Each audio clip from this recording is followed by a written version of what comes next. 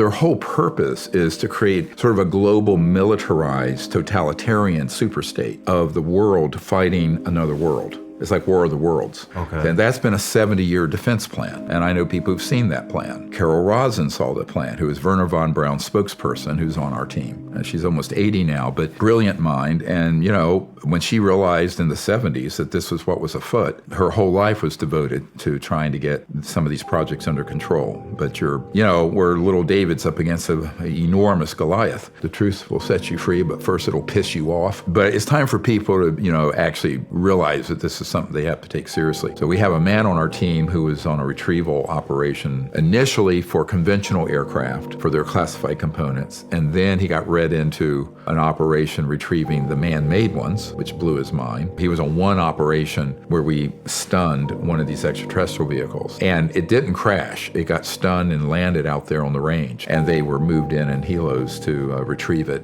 It began to come back to life, and an opening came out of it, and it looked like a fruit roll-up came down, and a couple of extraterrestrials emerged that he literally was in 3 or 4 feet of them. But what happened is that at that point, that craft was being checked by helicopters in the air as well as one of these ARVs. This thing began to sort of glow, reddish, and come to life. Boom, our aircraft took off. Now the boots on the ground there and the choppers on the ground, after a few minutes, they were all, I know this sounds like Star Trek, they were all teleported back to the helo. Holy shit. Yeah, they can phase in and out of this, say 3D, instantaneously. So you could have one right over your building right here. No sensor would pick it up because it's actually shifted the frequency of it out of linear space-time. So this is what I call trans-dimensional physics. So those technologies allow for an object to be fully in 3D or shifted dimensionally, literally, out into another dimension and back. Now, these are not interdimensional, they're more transdimensional because their origins are another star system. The big error happened on here, I'm just be honest with you, pretty much the year I was born, ironically, 1955 to 57. This whole enterprise went sideways. And when Eisenhower subsequently lost control over these deep black operations, that's when he gave the beware the military-industrial complex. I mean, he was very pro-military. He was a general, World War II. And then, of course, that's why also the first director, one of the early directors of CIA, 1947, when the CIA was founded, Admiral Roscoe Hillenkoetter, stated in a letter to the New York Times after Eisenhower gave that speech, and he said, the secrecy around UFOs is a threat to the national security. He didn't say the UFOs were. He said the secrecy around it is a threat to the national security. So when people ask me, are the UFOs a threat to the national security? I said the man-made ones absolutely are. The extraterrestrial ones aren't. But the secrecy around it in its aggregate is a dire threat to world and national security, no question. What is some of the 145 top secret facilities that you know about? Well, everyone talks about Area 51. That's an old one. A more state-of-the-art one is actually in the Dugway Proving Grounds, which is in Utah. I'm going to put a picture up of it right now. That's a big one at Dugway. This gentleman firsthand had not been in it. He has the name of a scientist, senior scientist, U.S. government, that was at the Dugway facility, and he said that the complex that's underground goes out, it's about 1,300 square miles. What's in there? All this stuff. The technologies, the craft, operations. A lot of questions about the Stargate program. Can you enlighten us? Well, you'd have to describe it. That name is not a code word that I've been introduced to from a reliable inside source person who knows. Okay. So here's just to give you an idea of my discipline. So if somebody has told me about an operation, whether it's a code word, code numbered, or just a general project that I know has the credentials and we know he was involved directly, firsthand, not second, third, fourth hand gossip over the internet, then I will speak to that. But now if you describe to me what people think Stargate is, I can comment on whether it's got any legitimacy. Well, from what I've read, people are saying that the Stargate program is doing some kind of experimentation with kids. It has a different name, but absolutely that's true. Let's start with Lockheed Skunk Works. Ben Rich was the head of the Lockheed Skunk Works and acknowledged towards the end of his period there that they had technologies that could, quote, take ET home. He also stated there are no private conversations anywhere on the earth, true, no matter what your encryption is. And also he said that anything you imagine, we've already done at the Skunk Works. The Skunk Works that would deal with a conventional jet, rocket, ramjet type classified aircraft. I want to make a distinction between the black budget and highly classified, legally overseen projects.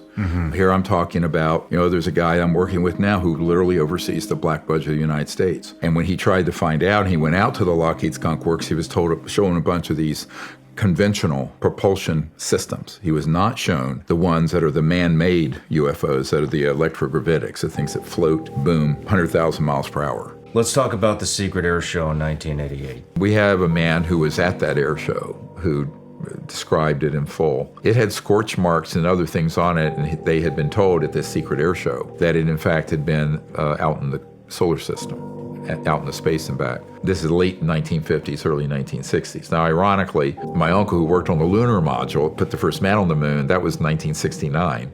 So they're working one track at Grumman, which became Northrop Grumman. Then in these deep black projects, they have these things that are zipping out there, and that is 100% true. My understanding, it did not have interstellar capability, it did not have teleportation capability, it didn't have any of that really exotic, but it was a free energy combined with anti-gravity, where they could get that up there and go out into space and other places. I know guys who've been in laboratories where they have a toroid or one of these devices, and suddenly they're pulling in spooky looking creatures that look like they came out of the ninth ring of hell, and they literally become 3D and are running around the lab. Weird stuff. What do you mean by scientific fraud? Well, this is where they will deliberately take a device and cause it to be altered so it doesn't work, but they trick people to get money out of them. So in other words, I've actually been a victim of a couple of these. It's basically where you try to siphon off the resources. There's a big venture capital guy I know. He was almost taken last year for $150 million by a group that was going to put it into a fraudulent effort. But so by intercepting that man's interest, they would then, of course, sideline him. So his financial interests were not going to something productive, that it was deliberately being put into a fraudulent sting operation. What I'm trying to do is bring to the light how many corporations would be pissed off if we did hit 0-point energy. The gas industry, power industry. Oh, sure. The car industry. It's huge. Well, the car energy would just have to pivot to the type of motor, and an electric motor with a 0-point generator. Your public utilities eventually will retire because every home business will have its own energy source. Now, the only thing you'd really need oil for is chemicals, petrochemicals, plastics, things like that. And I don't think we have 100 years left to fix it. I don't think we have 20. The rest of the world will be able to go from having nothing in the way of energy generation, 3 billion people have no power energy at all, to having these systems. And suddenly you're going to see so much happen in the world that is going to be a human advancement. And aside from the air and everything becoming pristine and clean, there are going to be such great opportunities for, the dispossessed people of the world. A little knowledge is a dangerous thing. And this was my concern when David Grush started talking about an event where, the aliens were murdering people. I'm going, I know that incident. That was us. And I don't think he understands, because he's a young man. The problem of having a little bit of information on this and thinking you know a lot is that you're going to step into a booby trap. And the booby trap is being played by the very unconstitutional criminals that people like him were trying to uncover. He was just in the news? Yeah. Mm-hmm. And came out that there was a downed craft. We retrieved it with bodies, correct? Yes. My concern is that when you go from that to then falling into the clutches of folks in the UFO community, who then start giving you these tall tales of all these horrible things the aliens have been doing, I'm going, yes, but you haven't been read in to that part of the project. So this is like an onion, a stinking onion. You peel 500 layers of this onion back, and there's 500 more. How did Tesla do it? Tesla, I think, was actually capturing resonant magnetic field energy of the Earth that's almost boundless. So there are a lot of, quote, free energy approaches. I think the ones that use these very high voltage systems that create a sort of a vector, a tap, as it were, into this quantum vacuum energy and 0-point energy field. Those began to be stumbled across, but sort of episodically as a phenomenon back in the late 1800s, because that was the heyday when they were first discovering electromagnetism. And I think Maxwell and Faraday, some of these guys stumbled across this, but they didn't know what it was. You were getting more energy out then you had to put in. So I think you can have a rotational coil-based device. Floyd Sweet, who we feature in the movie, had a solid-state device that was about this big that could run a 300 horsepower electric engine for your car. How are you able to tell which one of these are man-made versus ET? At a great distance, you would know. If you're up close enough, the man-made ones are going to have components, protrusions, electromagnetic often. There are going to be seams, welding marks. Underneath there could be pipes and other things. It's very clearly a man-made machine. The extraterrestrial ones, seamless. They're extruded in this process of how they create them.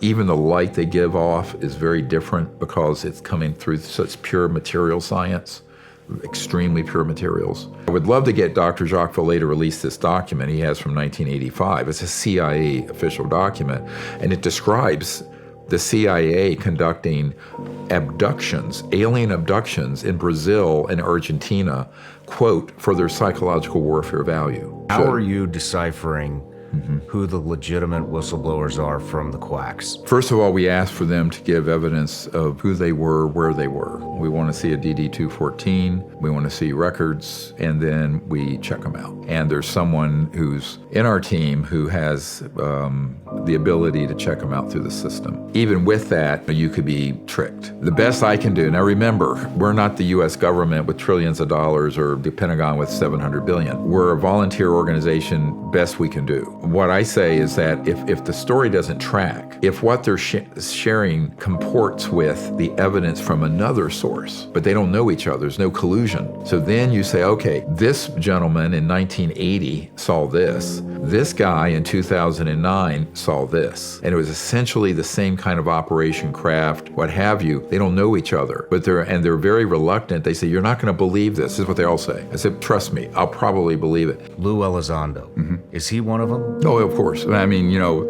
as soon as he emerged on the stage, I had a very senior guy at CIA who's worked this issue since 1979 contact me about that problem. But remember, the only way that you can control at this point all this coming out because of what we have and what we're pushing forward through media is to control the narrative, the spin. So the people coming forward who get an all-access pass on to, say, 60 Minutes or something like that, are people cleared by this same illegal, corrupt organization because they'll tell the public, yes, the UAPs are real, but we don't know what they are. Well, this is an absolute lie. We absolutely know what they are. Some of them are ours, man-made, and are confused quite frequently with the others, which are of extraterrestrial origin. Those operatives are taught very well to take an issue, grab it, capture it, and then spin it in the direction that they want. A great photograph with Nikola Tesla with this engineer farmer, self-taught guy, I believe it was 1908 or 1902. And this guy had like an earth battery. He had some metallic stakes and wires in the ground. He was pulling resonant energy. He was running his farm. Even my father, I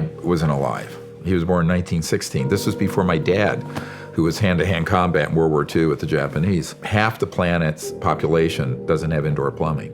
3 billion people have no way to cook their food. They're cutting down the rainforest. 5 million people die from breathing particulate matter, soot. The wintertime in Afghanistan, the soot is so thick in the air that if you go outside for, we're talking just 5 minutes, and you go back inside and spit in the sink, you're going to spit gray. Humanity, as I see it, is at this critical juncture where we need to choose whether we're going to go forward and keep going for hundreds of thousands of years and go out into space peacefully, all of it, or we're going to blow the whole system. We could transition to a civilization that literally will be interstellar. Maybe not in my lifetime, but in probably your children's. Wouldn't that be something? We certainly have the means to do it. Do you have hope?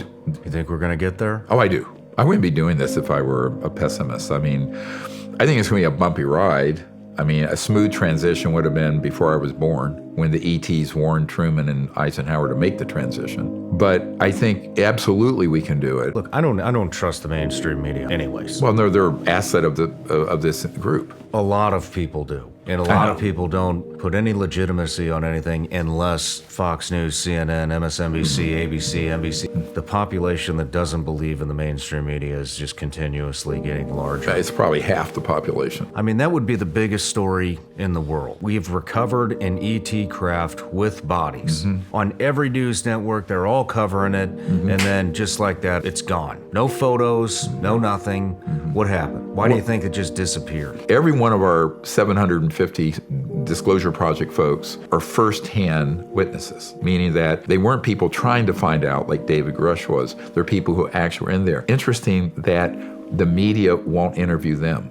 How do we get the truth out? I think we're asking everyone to write their member of Congress and their 2 senators and the White House. So I always tell people, forget all the mythology and everything. It's an alternative energy system. Now, it's a very advanced one because it also flies. Now, to be really clear, I am not advocating the release of the things that fly yet. Why? It's a missile delivery system. So you don't really want to open source an electrogravitic anti-gravity system that allows terrorists in Mogadishu to get a dirty bomb over downtown DC in 2 or 3 seconds. The things that would sit at your house, like your heat pump, or in the hood of your car, that would run your car or your factory or your business or your home, those devices that are not things that fly, those are just pulling energy from the fabric of space-time around it. The volume of space in a coffee mug has enough potential energy to boil off all the oceans of the world. Tapping into it to run the entire United States, the whole world, be like taking a thimble of water out of the Great Lakes. We almost were tricked by a guy back in 1997 who was coming to the briefings I set up for Congress back then. And it turned out he was telling a tall tale. And my military advisor at that time was at a bar and he started talking about stuff that this guy knew absolutely was false. So I had him escorted off the premises. So, you basically get one bite at the apple with us at telling something that ends up to be nonsense. When you detonate a nuclear device or there's an accident, everyone knows what an EMP is. We've talked about electromagnetic pulse. There's also a type of scalar pulse that goes out that literally rips through space-time that disrupts interstellar communication and travel. This is why, I was talking to Gordon Crichton, who is an MI6 guy and a military intelligence guy in the United Kingdom who's passed away, but he's one of our witnesses. What he said was basically when we did that at the first atomic bomb explosion, it actually was like kicking a hornet's nest. Now Edward Teller and Oppenheimer, they didn't know that when one of those things would go off that it would create this kind of pulse. So this began to be a huge red flag went up over the earth. Warning, this is a group of, primitive emerging civilization that is a threat to themselves and a threat to others out there. We've proven what they are. Well, I have 755 whistleblowers. You have 755 whistleblowers? Yeah. I mean, this archive is unbelievable. You had mentioned that you would want to debate Lou Elizondo. Oh, I'd be happy to. I mean, someone brought that up a couple years ago. I don't have any animus towards him personally. I just know what his role and function is because I was given a heads up on it as soon as he emerged out of the Pentagon and stood up his operation with this young guy I used to hang with, Tom DeLonge of Blink-182. He'd stay at my house in Virginia. But what you expect counterintelligence and disinformation agents to do is to do exactly that. Anybody having exotic materials, clearly referring to extraterrestrial type materials, technologies, bodies, those have to be disclosed and turned over to the legal U.S. government, or they will then be subject to prosecution criminally. So that's a 6-month window now. So that clock has started. And you're also going to make all of this, which a lot of it already is, open source information. Anyone who says the U.S. government is not in possession of all the facts and the actual intelligence to get to the bottom of this is a liar or ignorant. They're either a liar or they're ignorant, because that was handed off 3 weeks ago, all of it. So there's actually no excuse now. The only excuse they'd have now is that they're part of a cover-up, in which case they should be prosecuted. And I'm saying even the people in the Aero office in the Pentagon, they either move on this and do it with integrity, or they should be prosecuted. So what happened is that when he got to the site, there was about a 6x6 pod, and they pulled it up on the ship. And it wasn't the whole craft. The whole craft had gone down, but apparently there was some sort of one molded thing, and there were 4, I'm going to use his language, little men that looked like the color of a Sicilian, but 39 inches tall, no hair, and also no external ears, no pinna, flaps, very fine featured. But the reason he contacted me, and this is why this is so funny, I've debriefed over 1,000 men like this. He said, I can't figure out how they got in and out of their uniforms. So they had a one-piece uniform. Now, no zipper and no buttons and no visible way they could get them out of this thing. And he says, how did they put them on?